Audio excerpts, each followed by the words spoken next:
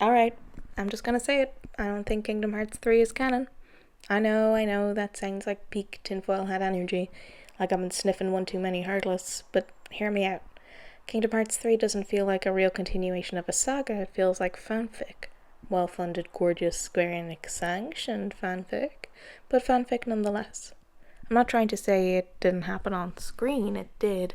I'm saying what we're playing isn't the real timeline. It's a narrative inside of a narrative. A story imagined by two boys sitting at a chessboard, spinning their own epic just a little too hard. It's a sandbox, a simulation. It's not canon.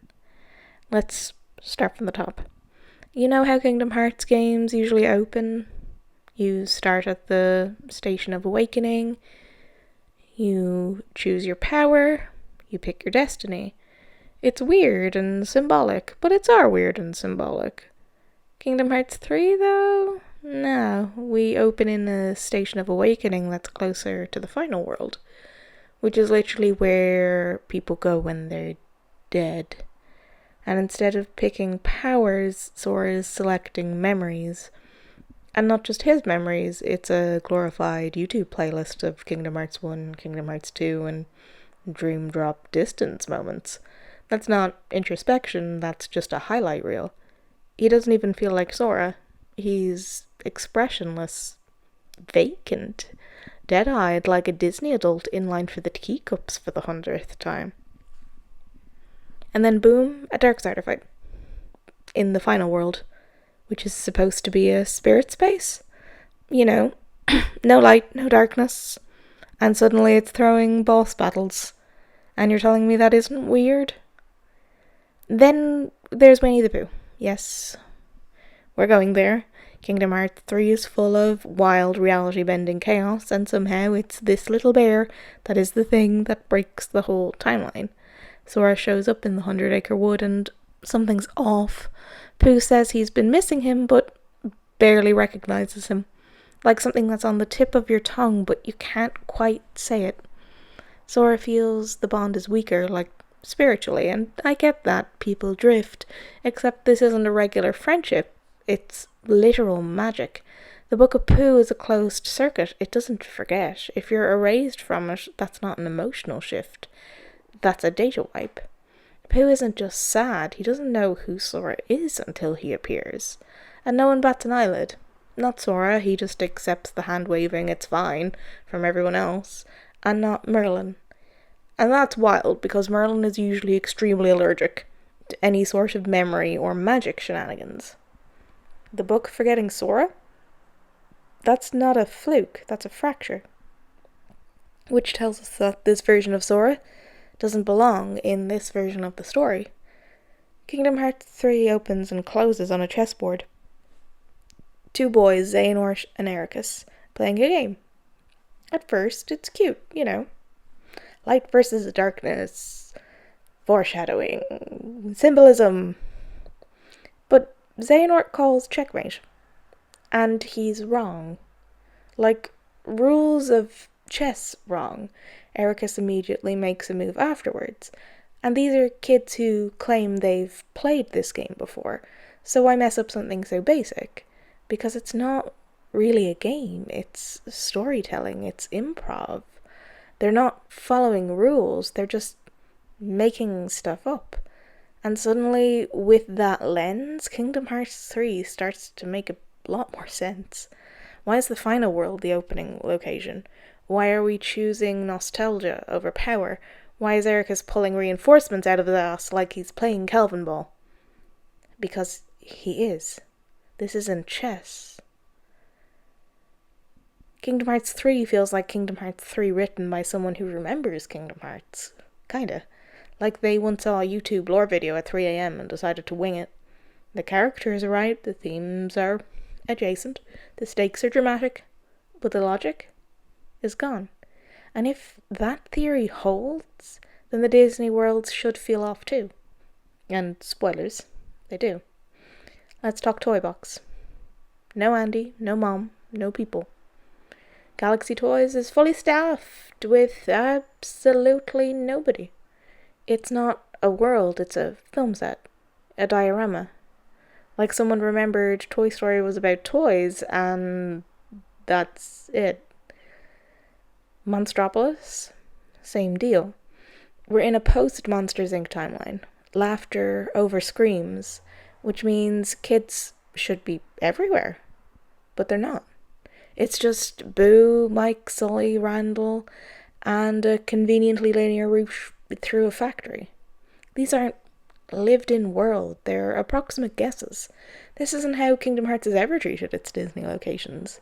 Even Atlantica had more depth than this, and in Kingdom Hearts 2, that was just a rhythm minigame. What we're seeing here is the idea of a world, remembered or misremembered, told by kids who know of the places but not how they work. It's an interesting thing to think about when you consider that these things only happen in worlds where the characters aren't people. Why are the worlds only vacant in more abstract concepts of worlds, like Toy Box, 100 Acre Wood, and Stropolis, but for worlds where there are people, like Pirates, San Fernocchio, Arendelle, they're all kind of filled in as you'd expect. But why? Because those worlds are still populated by people, and standard systems that the boys would know, markets, cities, people. Anything more abstract starts to fall to pieces. You'd think the emotional climax of Kingdom Hearts 3 would be airtight, though. But no, everyone dies. Then a literal tsunami of ghost Keyblade wielders saves the day. No build-up, no warning, just Mr. Scarf and the prophecy. Aqua, who survived 10 years in literal darkness, falls to pieces at the final hurdle, which makes no sense, because surely if she spent the last 10 years in the realm of darkness, a simple demon tower shouldn't be enough to make her crack like that. I understand the PTSD angle of it all, but having Ephemera and his undead Keyblades swoop in to save the day feels like erasure to everything that Aqua had to endure. And Yen Sid, who's never done anything but sit in his tower and monologue, shows up and parts the Red Sea of Heartless like it's a Tuesday? Where was that energy when Terra fell? When Aqua disappeared? When Sora died? The answer: nowhere. Because the story wasn't broken yet. Kingdom Hearts 3 ends with Sora using the power of waking one too many times. He's told there's a price, that he's gone. Except he's not dead, he's in a new world. Quadratum. Okay, cool. The stakes are established. He's not coming home, he's gotta go and spend his time in Cosmic Jail and or Limbo. And then Riku shows up and says, I'll go get him? That's it? No cosmic consequences? No collapsing timelines? Just a road trip for Riku, I guess? So what was the cost? Why did we spend 40 minutes crying over Sora if the fix was send Riku? Either the power of waking doesn't work like we thought, or the rules don't matter. Which means the stake don't matter. Which means this can't be canon. Look, this theory took forever to build. I streamed part of the process over at twitch.tv I am specious, and while capturing footage, I noticed something wild. The first cinematic of Kingdom Hearts 3, just as you start the game, doesn't start with Destiny Islands. It doesn't really even start with Sora. It starts with chess pieces. Sora is a piece. The game board is real. The pieces have names. Square Enix released a literal replica of it, and some of those light-side pieces include Heartless-like icons. Why would a literal avatar of darkness be on the side of light? Unless the people placing the pieces don't fully understand what they represent. Eraqus and Xehanort are imagining a saga they don't fully comprehend. Riku's piece, it has Heartless-adjacent markings. There are 5 stars called Kairi, which, last time I checked, we only have one of her. It's not consistent. It's kid logic. Even the opening cinematic imagery where light floods in and reveals Aqua, Ven, Terra, and Riku might not be the door to light. It might just be someone opening a box of chess pieces. Terra, Ven, Aqua, they've been in storage for a decade. That makes sense. But Riku? He's active. He's here. So why is he being revealed? A loose thread? Maybe another theory. But still, it's weird. Kingdom Hearts 3 didn't break the timeline.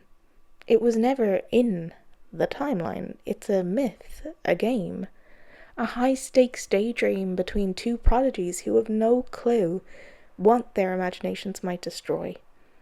And that's what makes it so dangerous, because if it's all just a story, then anything can happen. And if anything can happen, then maybe the Dark Seeker Saga was never real to begin with.